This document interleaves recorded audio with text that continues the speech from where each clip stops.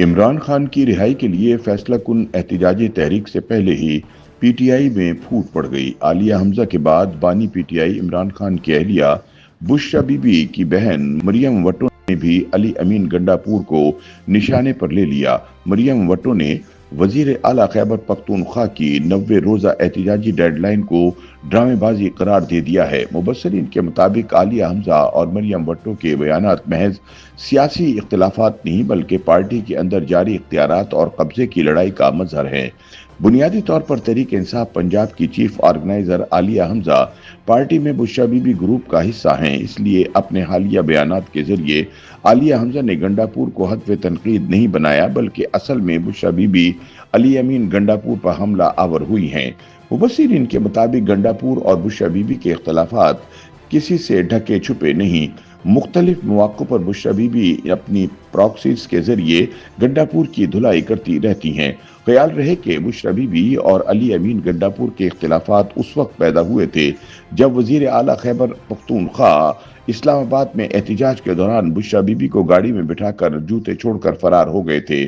تاہم اس وقت اپنی مرضی سے علی امین گنڈاپور کے ساتھ بھاگنے کے بعد بشرا بی بی نے کارکنان کی تنقید کے بعد دعویٰ کر دیا تھا کہ انہیں اسلام آباد میں احتجاج سے ان کی مرضی کے خلاف لے جایا گیا تھا۔ تاہم اب ایک بار پھر احتجاجی تحریک کے آغاز سے قبل ہی بشرا بی بی کیمپ نے گنڈاپور کے خلاف محاذ سنبھال لیا ہے اور عالیہ حمزہ کے بعد مریم وٹو نے وزیر اعلیٰ خیبر پختونخوا پر تنقید کے نشتر چلانے شروع کر دیے ہیں۔ دوسری جانب وزیر اعلیٰ خیبر پختونخوا علی امین گنڈاپور کی جانب سے عمران خان کی رہائی کے لیے 90 روز کا الٹیمیٹم دیے جانے پر خود پی ٹی آئی کے ورکرز بھی برہم ہو گئے ہیں اور انہوں نے سوشل میڈیا پر گنڈاپور کے خلاف مہم تیز کر دی ہے۔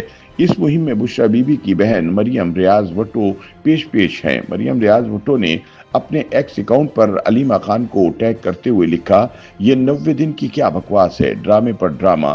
علیمہ خان اس ٹولے کو سمجھائیں، یہ خان کے لیے کچھ نہیں کر سکتے، کیا آپ کو اب بھی ان سے امید ہے؟ اس کے ساتھ ساتھ مریم وٹو نے ہر وہ پوسٹ ری پوسٹ کی جس میں گنڈاپور کو برا بھلا کہا گیا تھا۔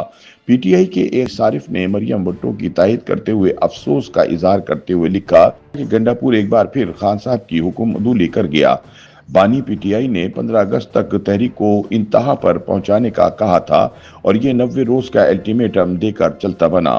مبصرین کے مطابق کبھی جنہیں انقلاب کے خواب دکھائے جاتے تھے، آج وہی کارکن سوشل میڈیا پر اپنے ہی قائدین کو تانو تشنی کا نشانہ بنا رہے ہیں۔ 90 روزہ ڈیڈ لائن، لاہور کا فارم ہاؤس، علی امین گنڈاپور کا خاموش قافلہ اور بشرا بی بی کے حلقے سے اٹھتی ہوئی ناراضگی کی صدائیں، یہ سب صرف ایک بات کی نشاندہی کر رہے ہیں، تحریک انصاف اب تحریک نہیں، ایک داخلی جنگ کا میدان بن چکی ہے۔ ناقدین کے مطابق تحریک انصاف میں اس وقت شدید اندرونی خلفشار جاری ہے اور اس کی سب سے بڑی مثال پارٹی کے اندر سے اٹھنے والی وہ آوازیں ہیں جو براہ راست وزیر اعلیٰ خیبر پختونخوا علی امین گنڈاپور کو تنقید کا نشانہ بنا رہی ہیں۔ خاص بات یہ ہے کہ سیاسی مخالفین کی بجائے گنڈاپور بشرا بی بی کے گروپ کی جانب سے ہی تنقید کی زد میں ہیں۔ تجزیہ کاروں کے مطابق گنڈاپور کے 90 روزہ احتجاجی پلان پر نہ صرف پی ٹی آئی اکثریتی رہنما بلکہ خود پارٹی کارکنان بھی سوال اٹھا رہے ہیں۔ اس حوالے سے سوشل میڈیا پر سخت رد عمل سامنے آ رہا ہے۔ بشرا بی بی گروپ کے مطابق گنڈاپور ایک بار پھر فکس میچ کھیلنے جا رہے ہیں۔ ایک جانب گنڈاپور نے احتجاجی قافلے کی قیادت کی تو دوسری طرف پارٹی قیادت نے لاہور روانگی سے پہلے ہی حکومتی اداروں کو یقین دہانی کرا دی کہ کوئی ہنگامہ، کوئی گرفتاری یا غیر آئینی سرگرمی مقصود نہیں ہے، وہ صرف پکنک نما خاموش احتجاج کرنے لاہور جا رہے ہیں۔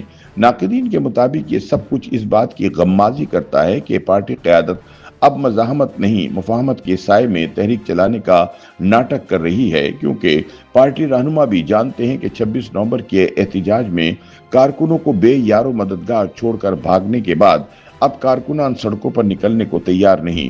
دوسری جانب ذرائع کا دعویٰ ہے کہ حکومت نے بھی پی ٹی آئی کو واضح پیغام دے دیا ہے کہ اگر دوبارہ نومبر جیسے حالات پیدا کرنے کی کوشش کی گئی تو ریاست پہلے سے زیادہ سخت رد عمل دے گی۔